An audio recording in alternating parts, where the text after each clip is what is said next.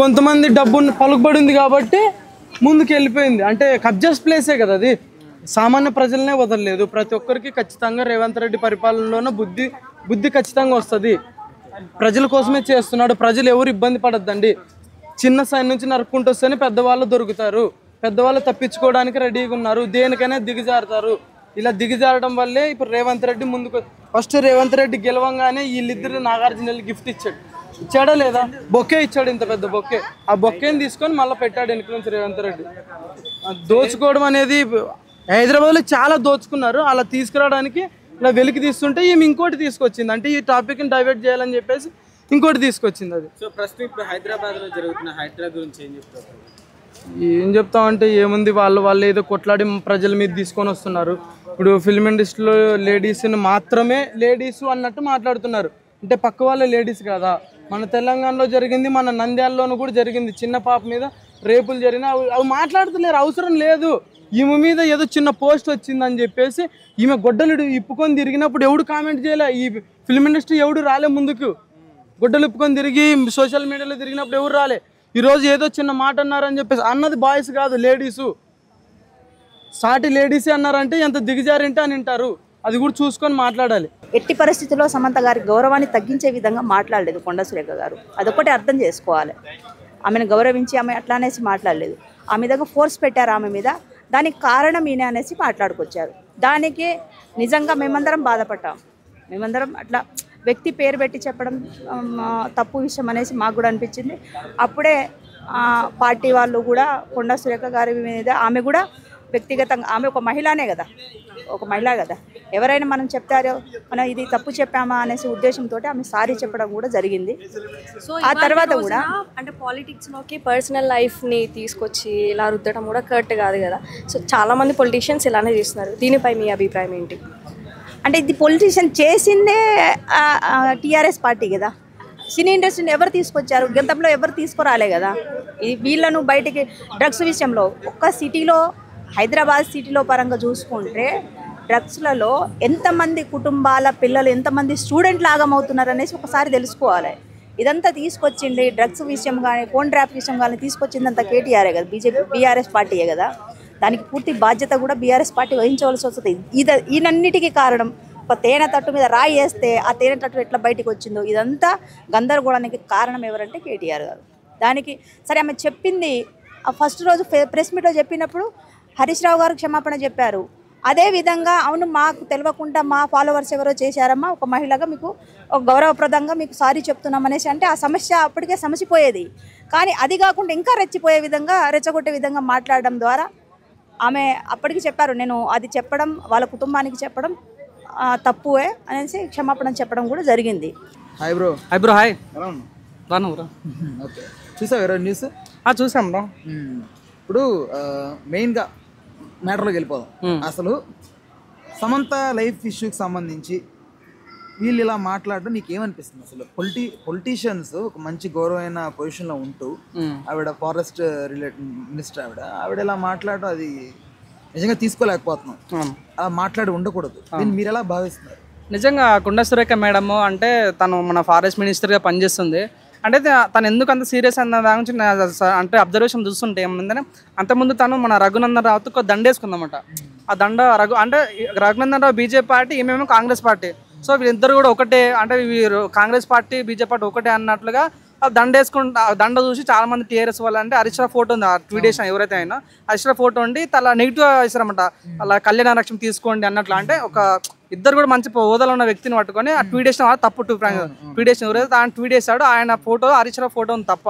So నిజంగా tweet చేయడం వల్ల తను చాలా పర్సనల్గా ఓన్ అయింది అనమాట. సో దీని వెనకాల కేటీఆర్ ఉన్నాడు అనే ఉద్దేశంతో తను డైరెక్ట్ కేటీఆర్ డిఫెండ్ చేస్తే తప్పు లేదు అని ఫీలింగ్ వచ్చినా కానీ, సో కేటీఆర్ తిట్టే ప్రాసెస్లో నాగ చైతన్యం తీసుకోవడం కానీ, సమంత మ్యామ్ తీసుకురావడం కానీ, సో నాగార్జున తీసుకురావడం కానీ నిజంగా కొద్దిగా అంటే ఇంత పెద్ద మినిస్టర్ అయ్యిండు కూడా ఇంత పర్సనల్గా డ్యామేజ్ చేస్తారన్న ఫీలింగ్ వచ్చింది. తను మాట చూడన్నా ఏమంటుంటే ఎన్ కన్వెన్షన్ అంటే కూలగొట్టద్దంటే సమంతను నా దగ్గరకు పంపి కేటీఆర్ అడిగినట్లు, నాగార్జున పొమ్మున్నట్లు, సమంత యాక్సెప్ట్ చేయనట్లు.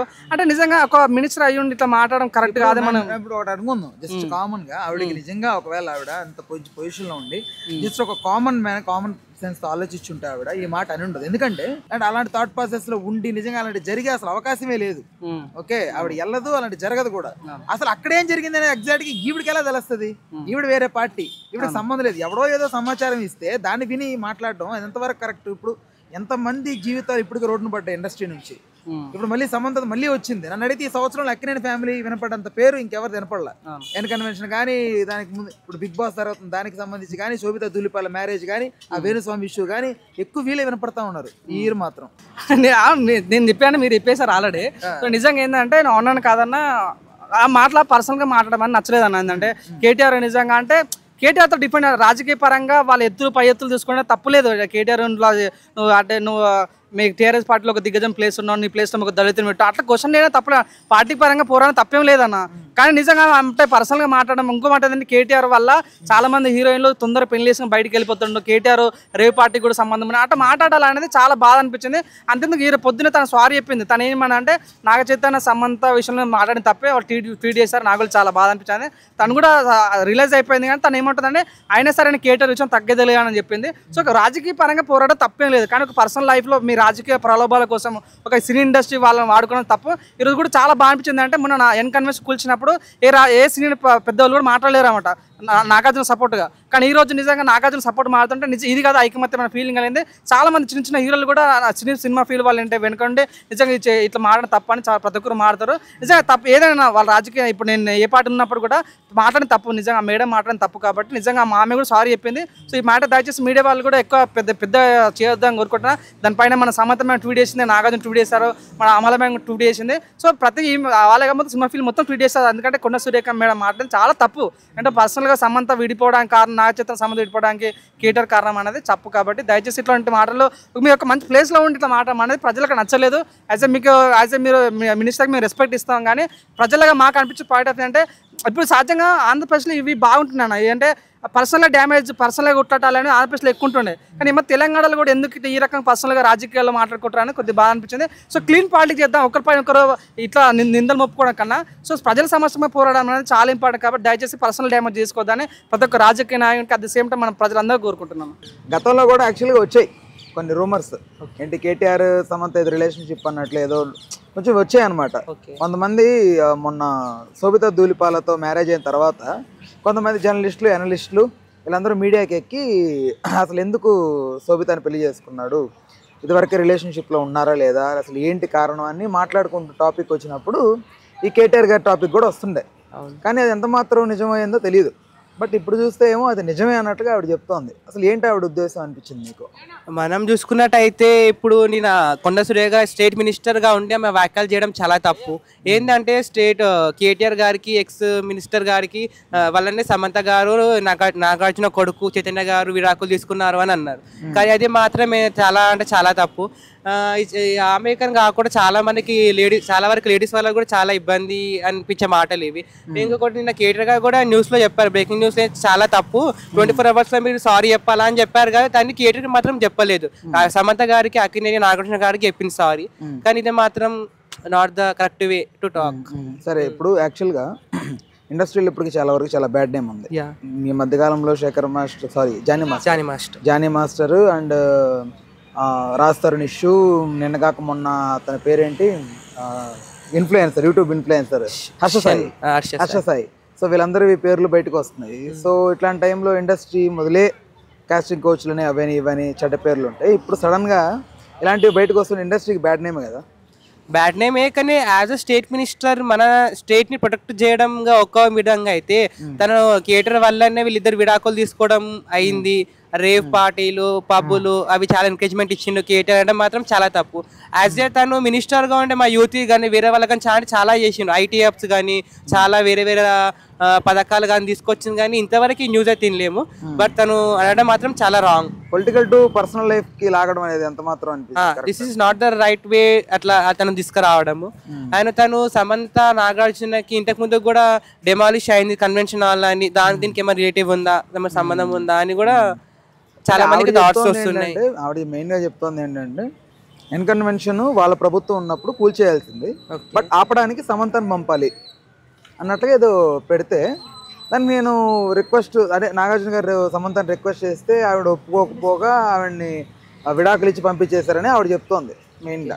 ఇందులో మీకు ప్రాక్టికల్గా ఆలోచిస్తే ఇది ఎంతవరకు కరెక్ట్, ఎంతవరకు నిజమై ఉండే అవకాశం ఉంది అనుకున్నారు మీరు? లేదు బ్రో, అలా అంత అయితే ఏం అనుకోలే. బట్ ఇది విడాకులది డివోర్స్ మ్యాటర్ మాత్రం నాగ చైతన్య సమంత గారి వాళ్ళ ఇష్టం, వారి అది own matter. Please do subscribe to Telugu Rajyam channel. Please do subscribe to Telugu Rajyam channel. Please do subscribe to Telugu Rajyam channel. Hi అండి, నేను మీ ఆర్పీని, నెల్లూరు పెద్దారెడ్డి చేపల పులుసు ఓనర్ని.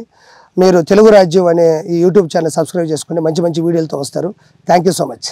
Hi people, I'm Sonakshi Verma and you please watch Telugu Rajyam and please subscribe to the channel.